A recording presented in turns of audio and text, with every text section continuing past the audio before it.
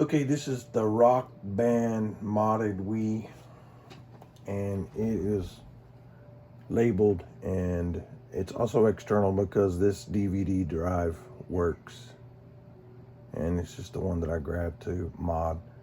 So there it is.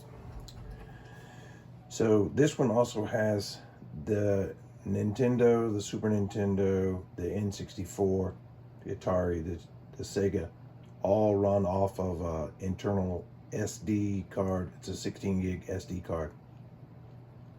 And those you're familiar with on how they work. The Wii games would all launch. You have to go to the homebrew, click start, and then you only want to go to the U loader, which is right at the top.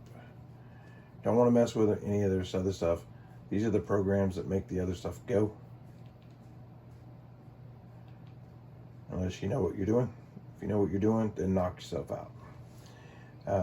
These are the, you definitely don't want to mess with these because if these are installed incorrectly, it can hose the whole system. So basically, for the launch the Wii games, you go to U loader, load,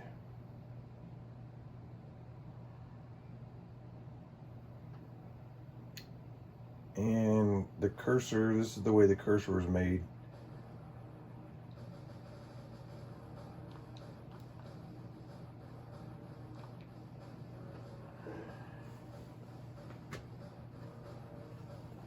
I grabbed the wrong.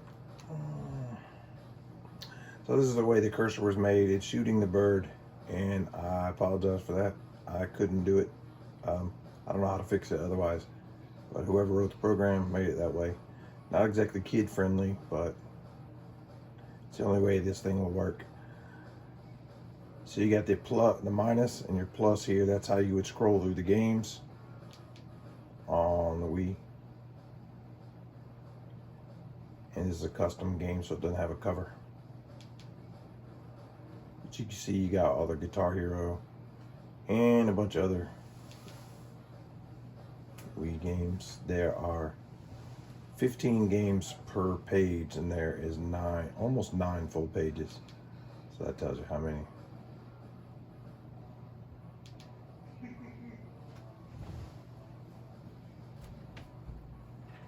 Actually, I added a couple more Super Mario Brothers customs. Come the Rock Band coming up here. There's your Wii Music, Rock Band, Rock Band.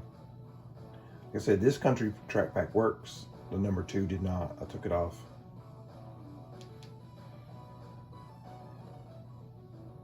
There's the Beatles.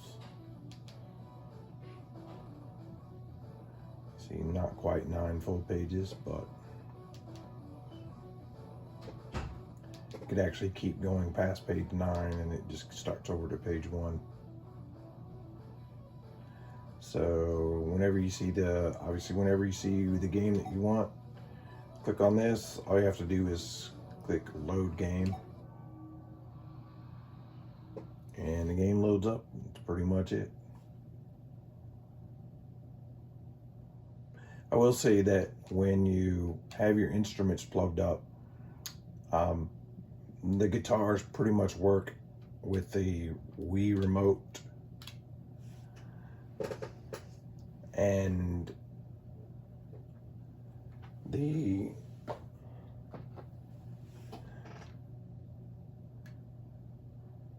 guitars pretty much work with the Wii remote. So as long as the Wii remote's working, those are fine.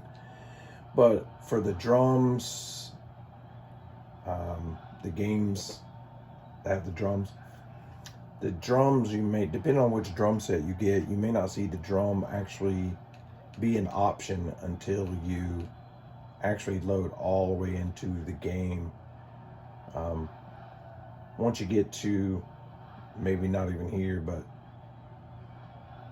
the intro screen, by the time you get here, the indicator light on the drums that shows like which player it is, because like it has, like on the Wii remote, it has player 1, 2, 3, 4.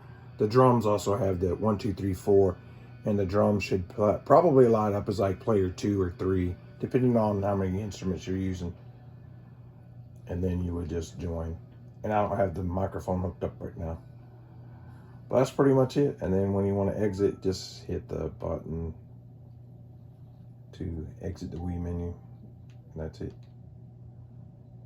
Like I said, the internal drive does work on this.